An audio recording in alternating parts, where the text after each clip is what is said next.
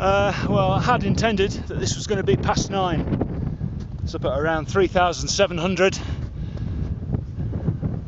It was easy coming up, I'll show you later, because the slope I came up's facing south, so it's lost all the snow. But unfortunately,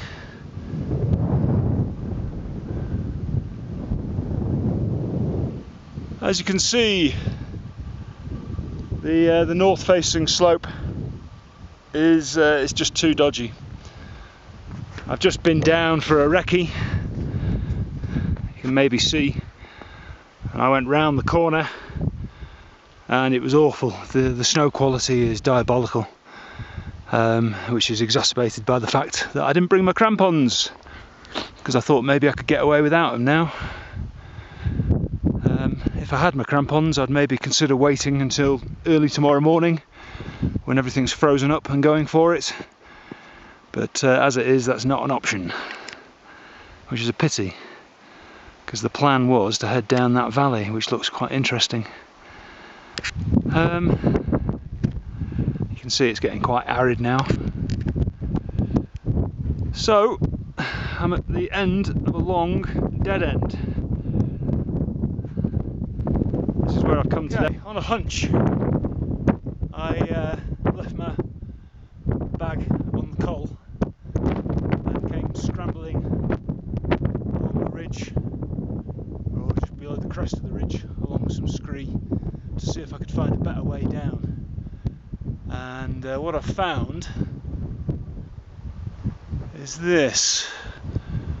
Now, as you can maybe or may not see, there's a very steep scree slope there, which will take me down to the glacier,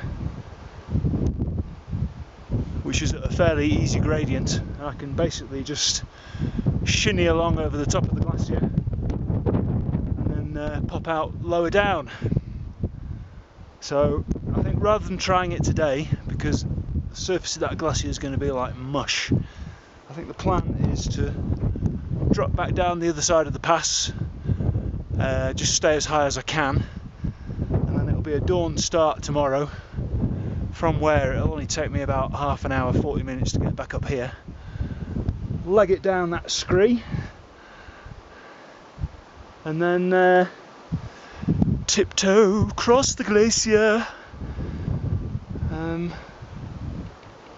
Yeah, it's got to be better than backtracking, right? Well, past 9, alternative variation. Couldn't do the one I wanted to do for reasons I'll go into later, so I backtracked, and it's now late afternoon.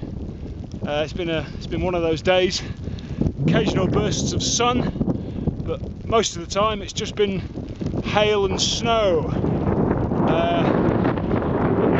On this pass, I don't know how high it is.